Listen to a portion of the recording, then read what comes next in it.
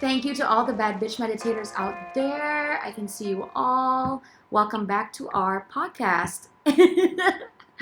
As you can see, I have a Hi. guest today, and we go way back.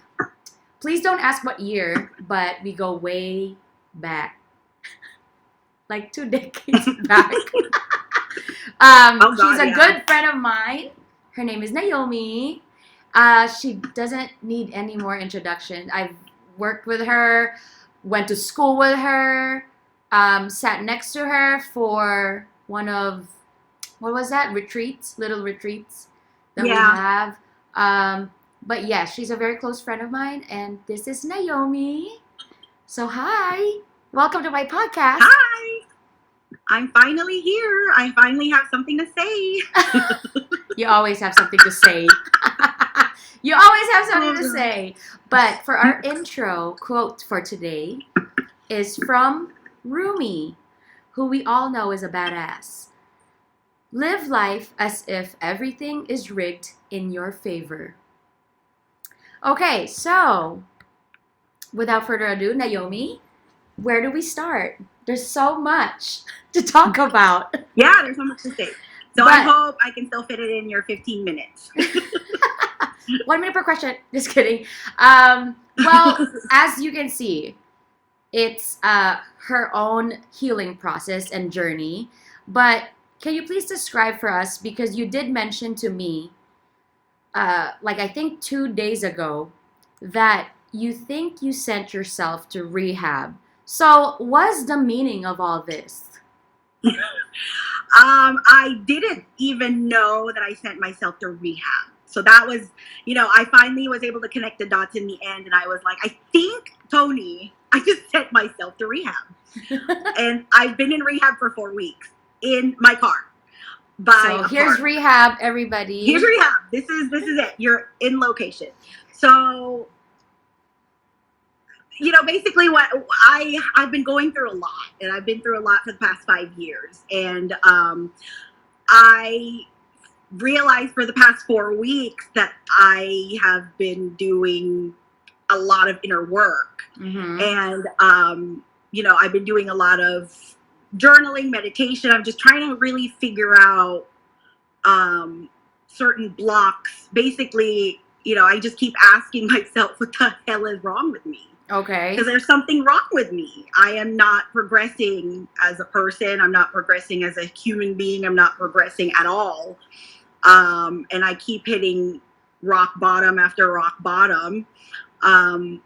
So I didn't realize that the past 4 weeks I actually was doing so much work. And when I finally texted you, I felt like I hit a breakthrough, which I haven't had in like 5 years.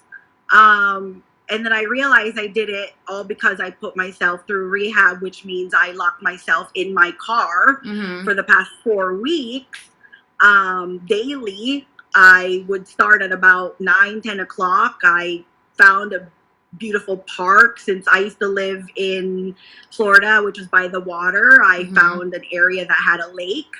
And I stayed there. I sat there. I did meditations. I did, I just did things to just try to figure out what was wrong with me and finally get myself out of this. So for our viewers who are new to this channel, we talk about like a lot of healing, holistic things that we can do for ourselves. And like for you, how can you summarize, this past trauma that you're talking about and the things that you need to work on? Give us a little bit of like a summary. Okay, so we'll do my best to summarize it, but just a little bit of background. I did experience not a little, but a lot of childhood trauma. My mom died when I was 5.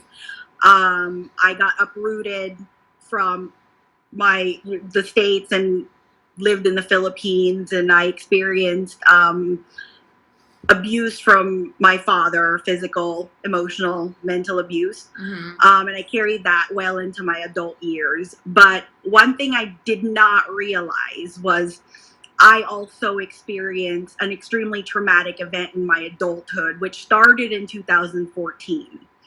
And coupled with that was years of undiagnosed depression, which was misdiagnosed as ADHD. Right. So I didn't know that. I actually 4 weeks ago did not know that my blocks and pain and trauma that I'm experiencing right now, I pinpointed through my adult traumatic experiences. I was always working. I've been in therapy since 2006, so I was always working through my abuse growing up and the death of my mom, and so that was a narrative work. Yeah, but I knew that I was working through that, and I kept going back there, but it just was not helping me find the root of my current problem. And so I found out that in 2014, I went through a divorce. I went through an extreme amount of loss. And when I say loss, I lost everything. I lost a business. I lost friends. I lost family. I lost a life I once knew. And it just, I realized that loss, the amount of loss I experienced was an amount that I'd never experienced before as an adult, that it almost like stunted my growth, and it put me in a state of extreme fight or flight, which the feeling for me was an extreme state of shock and fear, that it just kept me there. That was it. There was no passing that. You were just hitting a brick I actually wall. also didn't even realize that I ended up suppressing memories of the loss of the people I was losing throughout my divorce process, that I was only always pinpointing my pain towards the actual divorce. But it was actually, there were more people around that time, not only my ex-husband, that I was losing, that actually hurt more than the divorce itself.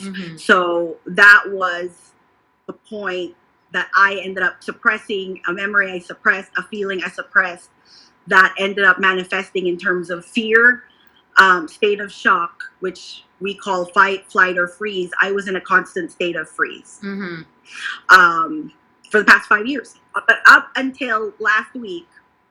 And where were you for this, like the past 5 years? Where were you living? Like, which location? So past 5 years, I was living in Florida. So I've been living there all throughout. I lived there for a total of 15 years. I was there for my marriage and all that for 10 years. We got divorced, and I lived by myself 5 years. And that was home to me. Yeah. So my entire traumatic experience, I was in Florida. I went through a deep depression for about 2 years, from like 2015 to about 2016, 17, where I was told that I was misdiagnosed as ADHD for the previous 5 years prior to, and that I was already suffering years ago from PTSD because of my childhood trauma, and also depression that I never knew about, that I was misdiagnosed as ADHD, and I was being, it was masked. I was being given medication that was masking the depression. And so with the divorce and everything that came with it, it put me down in a further downward spiral, that I suffered I was diagnosed with severe depression with severe anxiety, and I actually was very suicidal. Yeah. So, and then, I thought I picked my life back up at around 2017 up until now. And, I got jobs. I was in a serious relationship that I loved. And, up until recently, all those were taken away from me again. And I realized that I've just been living in a state of, I was calling addiction, but really my addiction was my addiction to the distraction, because I suppressed all of the trauma. I never addressed it. And instead I just kept, shoving it down further, and ignoring all the real problems I was having. So now you're So yeah. currently in California, and then that triggered your whole. Was this the start? so as of January, yeah. Yeah, so the trigger point for me, to actually finally sit down and address or figure out what my issues or problem really is, was I left Florida and moved here in February. I am now living with my brother. My relationship ended, and I figured, okay, well, I have nothing else left there. Mm-hmm. So I moved in with my brother in California to just kind of figure out, a new path for me. Like, Mm-hmm. what am I going to do? Now it's been 5 years. It's like I keep going through this cycle of thinking, okay, I'm out of it. And then I hit rock bottom. And then now I hit rock bottom all over again for 2020. And so I'm here staying with him, and it further triggered. I found that the intensity of my fight, flight, and freeze mode had doubled. Mm-hmm. And be at one place. So I needed time. I needed for my own sanity to be by myself. And so all I really have here is a car, and I was craving to be by the water, so I found a park that I could park my car at. And then on top of that, I just needed to just be outside in nature, because I was feeling very claustrophobic and suffocated staying inside the house, let alone a bedroom, with my family there. And I'm not right in the head somehow that I just couldn't be there. I couldn't participate in their world. So I did that.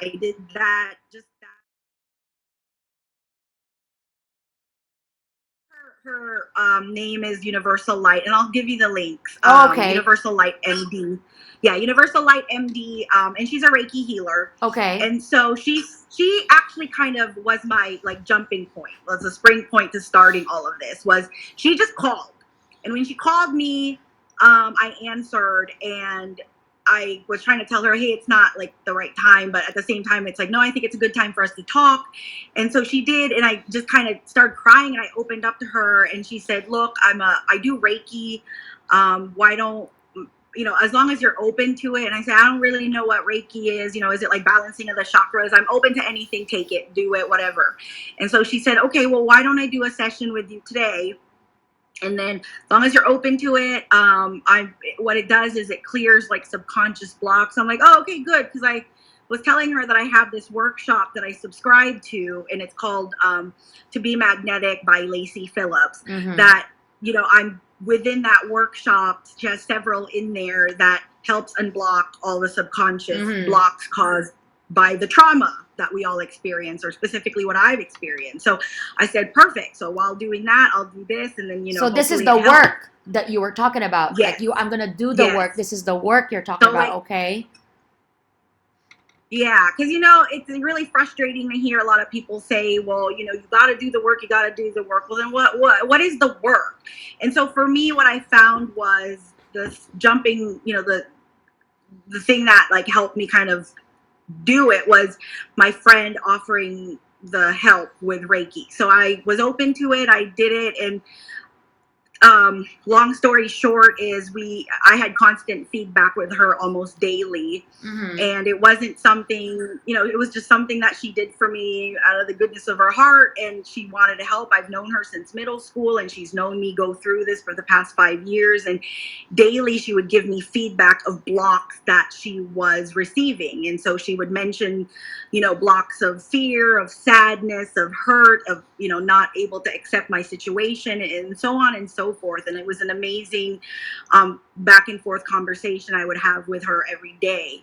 And on top of that, like I said, I've been subscribing to the workshop called To Be Magnetic by Lacy Phillips. And I started subscribing to this. It's like a monthly subscription since last year around July. And I mostly started doing that because she has these amazing deep imagining or deep reprogramming exercises that are I'm not going to describe it best, but the way I understand it is the fact that it's meditation with a mix of hypnotherapy. And what it does is it takes you down, it helps you go into a state where you are able to just kind of remember traumatic experiences through deep imagining that helps you kind of unblock your subconscious so that you are made aware of actually why you're in so much pain or in so much fear or in so much sadness. So I did that. She had several workshops in there. That one was like unblock inner child, from childhood trauma, unblock love, if you had which will be good for breakups or wanting a more healthier relationship in the future. There's unblock shadow, and she even has workshops that walk you through, if you're in a rut, which I still kind of am, or if you've gone through rock bottom. And what I love about her approach is she like defines everything within the part of your life that you're in, and she really breaks it down to the way my brain will understand it. And she gives you like these step-by-step processes of how to journal, what you should be journaling, what you should be thinking about, what you should be like asking people for feedback from. It was just something that I could actually digest. So I buried myself in that. So I started 4 weeks ago, and I went through every single workshop, and I did every single journaling. I answered every single question. I did all the exercises. I did all the meditations. And when I still felt like it wasn't enough, I did it again. So like when I did the unblock shadow, I thought I was unblocking the trauma from my childhood, when really it wasn't enough. So I kept doing it over and over again, that I had to do it 3 times, that I realized, wow, I finally found that my shadow or my triggers or my trauma that I'm experiencing now was coming from 2014, 15 in my adulthood, well into my 30s. Not really from childhood anymore. No, not from, yeah, you can still trace it back to childhood, but again, my trauma was feeling, worthless. I wasn't valuing myself, even though I can genuinely say I love myself. I genuinely think I'm gorgeous. I genuinely think I know I'm confident. But still, I lack value of myself. I lack giving myself the value. I lacked the feeling of safety, and I have this like fear of rejection and abandonment, which you could still say goes back to when my mom died when I was 5, so, but it's not because of my mom anymore. It was just unfortunately triggered by additional traumatic experiences that us as adults do experience, but we forget, and we tend to bury these memories and then not address them.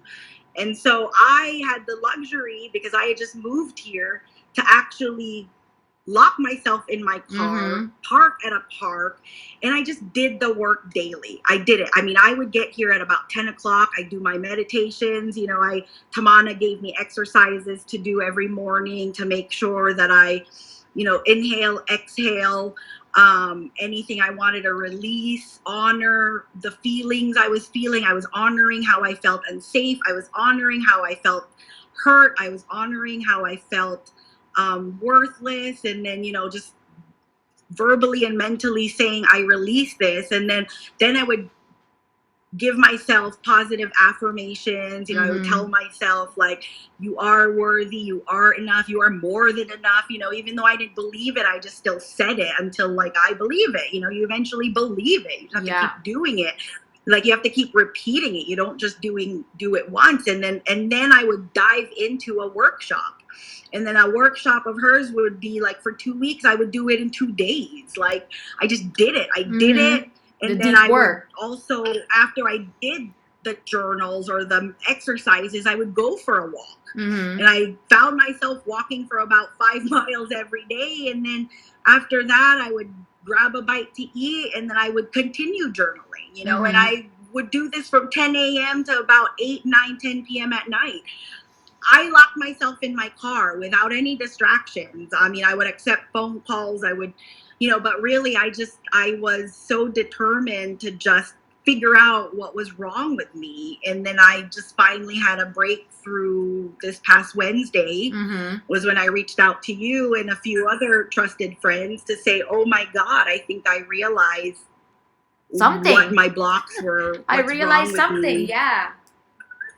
I put myself through rehab. I think I just realized I put myself through rehab the past 4 weeks. And it's like, is this the way a normal person should feel? Because that's like a description that you probably never really felt. Like, what is normal to you, I just knew that the past 5 years of how I was feeling was not right. Yeah. I knew that because I knew what I was before that. I was such a go-getter. I was so successful. Nobody could say no. I just had this like fire in me. I had like unlimited motivation. I would say I would do one thing and I would do it and I would do it well. And I did not have that the past 5 years. I felt like I just whatever, any work I did, anything that I tried to do, I would just fall back right down. And I realized that was tied to how I didn't value myself, how I consistently felt unsafe, how I consistently felt like a failure. And I didn't know that. I didn't know that until I really pushed myself to constantly figure out what was triggering this. To really dig deep and go travel really deep inside yourself. They always say that I did. If you wanted to move one step forward, I think I heard this from Jay Shetty. If you want to move one step forward, you have to do 3 steps deep in yourself.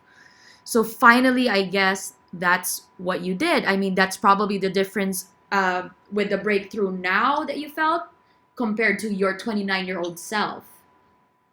Yeah, I went deep. I went to places I buried. I forgot memories. I repressed memories. Yeah. I really did. And I didn't realize that I did that until I had to stop and just really be silent and be honest with myself. So now, like moving forward, obviously you are moving forward. How do you visualize? Finally, right? You're kind of not really seeing the light. How do you describe it? Not really seeing the light yet, but almost there, almost. Yes, I'm not there yet. But what I'm most proud of is for the past 5 years, I've never had a breakthrough like I had right now. So I describe it as if it's really dark. I told Tony, it's like being in Silence of the Lamb in the well, where my hands are now peeking up. Like you can feel the top of the well. I'm not quite there yet. I'm just like, hey guys, like I can now just kind of see, but like I can now actually have a plan. I can now envision, like I can actually finally say, I can do this. I can do this. I can like get up on my own 2 feet again. I can actually like build a life for myself again. I feel good about myself. I know what I'm capable of and I can do it. I finally can say, I want to do this. And you know what? I think I can, not that I think, but I know that I can do it again and I'll make it happen. So, and I lost that. I completely lost that about myself. So a lot of people will say like fresh start, fresh this, fresh that. To me, it doesn't sound so much as a fresh start, but more like a really deep dive and deep work in progress. That's what it feels like. Absolutely. To me. I'm not done. I still have a lot, like I did the inner work. I have a lot of external work that I got to clean up about my life. And so that's the next step for me is I got to get all the little stuff that I've let go for the past 5 years. I am thinking about going back to school, like starting a whole new different career. I've had many careers in my life. And I have an idea of wanting to start something else. And I just need to pick up the pieces again. I got to pick myself up now, but I've never been able to pick myself up. And this is it. That's my breakthrough. Like, and that's huge for somebody that has been, suicidal. Like I was again thinking of those thoughts recently and feeling like I was not even at rock bottom. I was below rock bottom. Like I had nothing to live for. I had no goals. I just had nothing. I just was just breathing. Right? Just living, just going by about life without even like conscious. You weren't consciously living. An epitome of a zombie. Yeah. 5 years. For 5 years. So now in the future, I know 2020 is it's a weird year, but do you visualize yourself on top of this metaphorical ladder instead of like always envisioning it that you're always climbing it and you can't climb it? Do you actually visualize yourself to be on top in the future? I visualize myself climbing. I'm not on top. I'm not there. But now that I can actually climb that ladder to get to the top. So I couldn't even visualize that. I didn't even want to climb the ladder. I was too scared. So now I'm visualizing myself climbing and working my way up again to get myself back on track. Mm-hmm. So I know that I will eventually get there. And I actually can see myself get there and more. Because I know I'm capable of that. I've done it multiple times before. Like, I've just always far exceeded my own expectations. Mm-hmm. I can't see it yet because right now all I can really see is I'm going to have to do the work to get there. But once I get there, I know that I will go further. Right. It's just how I've always been. And I love that I can say that again. Yeah. And have that Me too. Full confidence again. I love that I can hear that from you too. It was very different last month. Or like when you were, it was very different from when you were like not knowing if you would even move here to the West Coast. When we would have discussions. Yeah. Like it's so, I want to say like refreshing to hear that again because I didn't hear it from you before, but I actually witnessed you live that life before. So I know you can do it. Yeah, you saw me. Yeah. You saw me. You even experienced came to visit it. Me. You saw. You had a lot of fans. I call you, talk to you daily. Oh my gosh. I was living I was just a zombie. I was a zombie. That was it. I didn't know. I was just like, I'm here. Okay, I'm here. Just tell me what to do next. There was no life. There was no motivation. There was no life. And so, when people tell you to do the work, you have to find, please use what I had as a starting point. What Tony publishes every week is a great starting point, but you just have to really go in yourself and be honest with yourself, and I was not addicted to any alcohol or drugs or anything like that. My addiction was the distraction. Yeah. And so I had to remove the distraction, and really, really be honest with myself and figure out what really was wrong. Because I was doing it for 5 years. And then that's a lot. And I'm almost about to hit 40. And, I feel like I wasted a decade. Thank you so much for sharing those with, I know it's like really hard to talk about those things. Sometimes people, because in our culture, just for viewers who are not Filipino, it's not in our culture to even like worry or think about mental health. No one talks about it. No one wants to. That's why a lot of people go underdiagnosed, misdiagnosed, not ever diagnosed. I'm sure like we all have family back in the Philippines that they are probably depressed or bipolar and they don't know because we don't talk about this. And so it's so powerful that you are sharing this experience with us. And I am very grateful. So thank you. That's why I think you're a bad bitch. I always thought that you were a bitch. But to end our episode, hopefully I can come back and say like I'm better. And then be like, I achieved all these goals. So like remember me from the quarantine and achieving the goals. So maybe I'll be back like in a year or something. I'm just gonna edit that out. Oh my god, I can't even see our little code. And our code for our little bad bitch episode came from a very bad bitch we already mentioned from previous episodes, and it is Cardi B. She says, "It doesn't matter where life takes me or what life gives me. I'ma be the way I am till the day I die.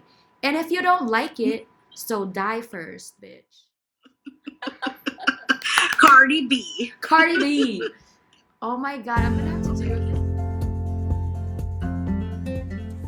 Again, thank you so much, friends, for joining us in the Bad Bitch Meditation with your Bad Bitch Meditator, Tony. You can follow me, like and subscribe. It's going to be at My Life Coach Tony on Facebook, Instagram, and Twitter. Again, thank you so much for joining me today. I'll see you next time.